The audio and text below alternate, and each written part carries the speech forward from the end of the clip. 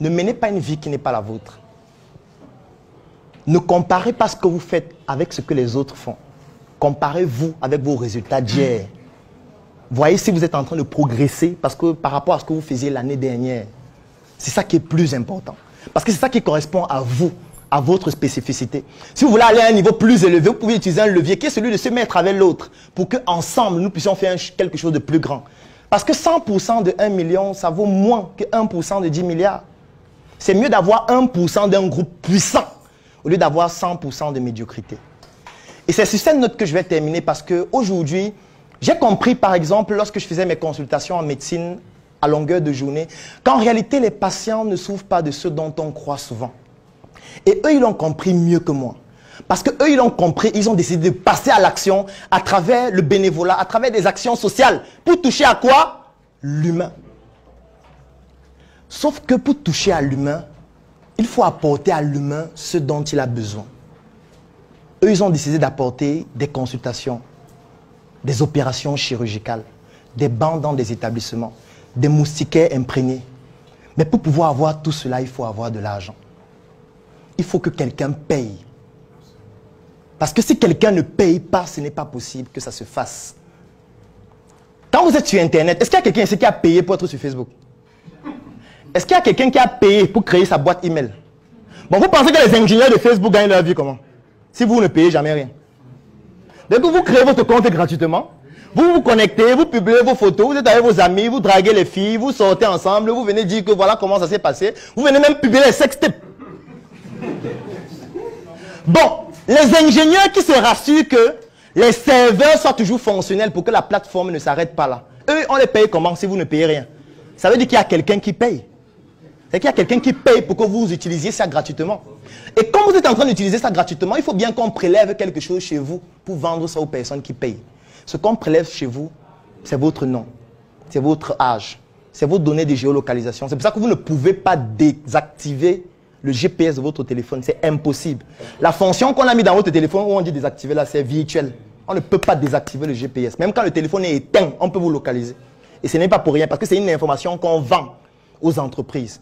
Parce que si vous avez votre téléphone, vous êtes connecté sur Facebook et constamment vous allez en France, vous allez aux États-Unis, vous imaginez qu'on ne paye pas le billet à tel voyage pour aller aux États-Unis. Ça veut dire que vous payez dans les billets d'avion. Ça veut dire qu'une entreprise qui vend des billets d'avion va cibler ceux qui passent le temps à voyager pour leur proposer leur campagne, pour leur proposer leurs billets, pour leur proposer leur promotion. Et Facebook va leur facturer ça. C'est pour ça que vous utilisez gratuitement. Il faut donc qu'il y ait des gens qui aient de l'argent pour que ça continue de fonctionner. Parce que si ceux qui ont de l'argent n'ont plus d'argent, ça ne sera plus possible d'aller faire une campagne à 6 millions. Parce que Georges Bollé ne gagne pas 6 millions par mois. Et même s'il en gagnait, il ne devait pas sacrifier sa famille pour aller faire des campagnes pour aider gratuitement pour que sa famille meure. Ce ne serait pas logique. Ce serait même un humanisme dangereux qu'il faut interdire. Vous ne pouvez pas donner ce que vous n'avez pas. Vous ne pouvez pas donner quelque chose qui vous tue. Vous ne pouvez pas être un médecin pauvre et être au quotidien sourire. Ce n'est pas possible.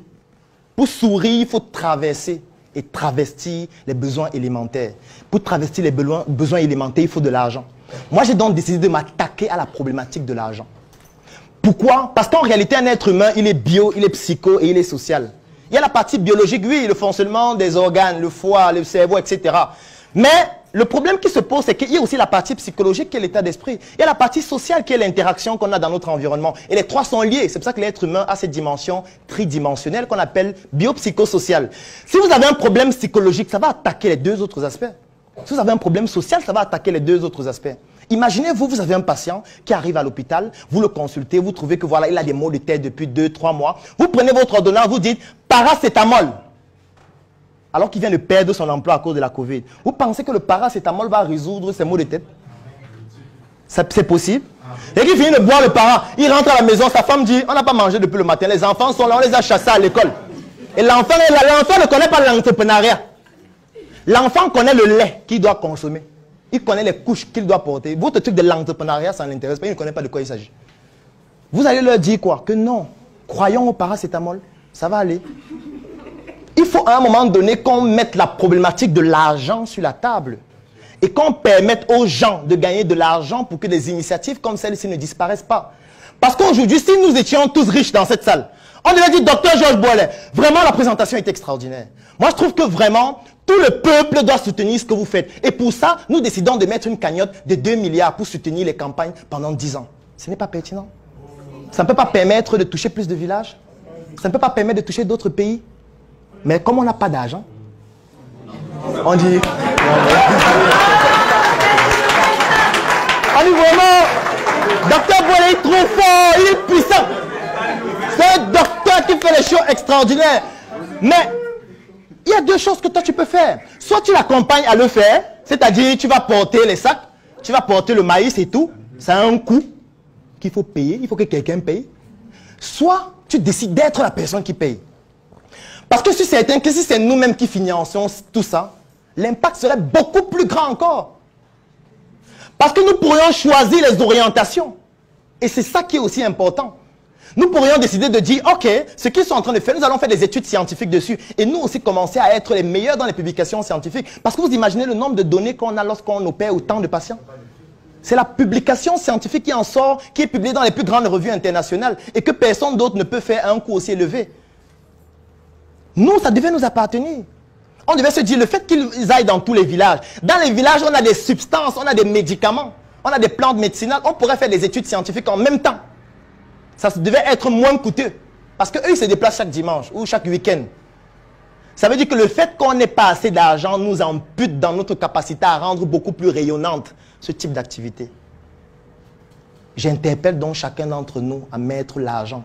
Pas au cœur de sa vie. Parce que je sais que peut-être le cœur de votre vie, c'est votre copine, même comme le cœur ne bat que du sang. Et ne mettez pas les organes dans ce que je vais dire. Mettez l'argent à une dimension importante de votre vie. Sachez que sans argent, rien ne peut se faire. Les patients qui sont morts, les enfants qui meurent à l'hôpital en pédiatrie, là, 99,9%, c'est parce que de manière directe ou indirecte, il manque d'argent.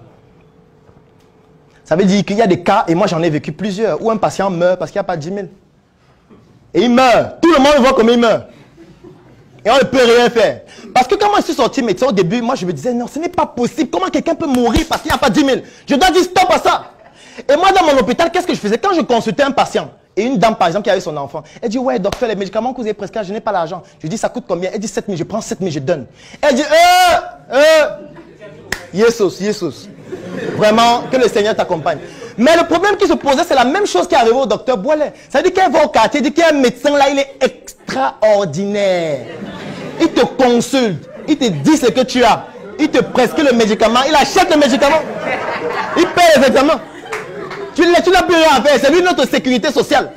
Et ce qui se passe, c'est quoi? C'est que tu te rends compte que tu as de plus en plus de patients qui viennent et qui disent, je n'ai rien. Je n'ai rien. Et quand ils font ça, qu'est-ce qui se passe? Toi, tu touches combien par mois? Prenons même le cas où tu touches 1 million par mois. Tu ne peux pas aider tout le monde. Ce qui fait qu'à un moment donné, tu te dis non, je vais choisir entre ma famille et tout le monde, entre mes proches et tout le monde, entre moi-même, puisque je dois vivre, et tous les autres. Au fur et à mesure, tu deviens insensible. Lorsque quelqu'un dit que je n'ai pas d'argent, tu dis ouais, la mère, il y a les plantes, il y a le roi des herbes, ça fonctionne bien. Il faut boire ça. Il y a les feuilles de papaye, les feuilles de goyavier, tu chauffes. Tu mets avec un peu de sel, tu mets l'huile rouge, ça va aller. Parce que tu comprends que tu ne peux plus faire ce que tu faisais avant. Et tu deviens insensible. Parce que maintenant, même quand quelqu'un meurt, tu dis, bon, il est mort. De toutes les manières. Je me rappelle, une fois, on était en garde dans un hôpital à Bafoussam, l'hôpital régional. Et à 23 h, il y a un patient qui court. Non, pas un patient, un garde malade qui court. Il vient dire, docteur, il y a un patient qui est mort aux urgences. Et les gens étaient déjà en train de dormir. Les gens disent, est-ce que ça a une urgence? Mets le drap sur lui, le matin on va venir le porter. Nous on ne soigne pas les morts. Vous voyez à quel point l'insensibilité est arrivée.